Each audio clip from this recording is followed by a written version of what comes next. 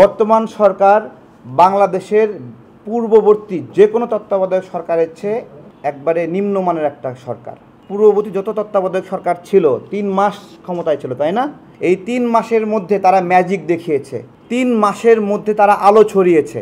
3 মাস পরে মানুষ বলেছে আমরা একটা খুব ভালো সময় পার করলাম। তার তুলনায় 9 মাস সময় পেয়ে ডক্টর ইউনূস সেই তুলনায় কিছুই দেখাতে পারেন নাই। কিছু না মানে কিছু না। বিগত যে কোনো তত্ত্বাবধায়ক সরকারের চেয়ে বর্তমান সরকার একটা বাজে সরকার হিসেবে প্রমাণিত হয়েছে। বিখ্যাত হওয়া আর বিশ্বস্ত হওয়া এক জিনিস না। ডক্টর ইউনূস বিখ্যাত হতে পারেন, উনি বিশ্বস্ত না। উনি বিশ্বাস ভঙ্গ করেছেন।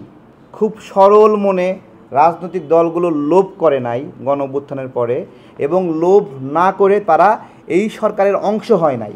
তারা বলে নাই আমার 10 জন লোক নিতেই হবে এখানে, বলে নাই। তারা লোভ করে নাই।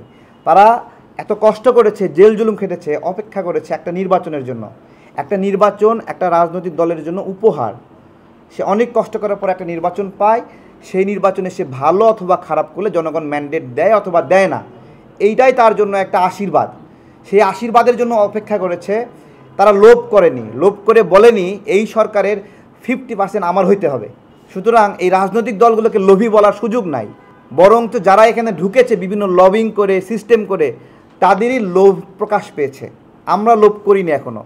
আমরা কি চাই? আমরা চাই জনগণের কাছে যেতে, গিয়ে বলতে চাই আমি এটা করতে চাই, এই প্রতিশ্রুতি আমাকে আপনি সংসদে যাওয়ার সুযোগ দেন।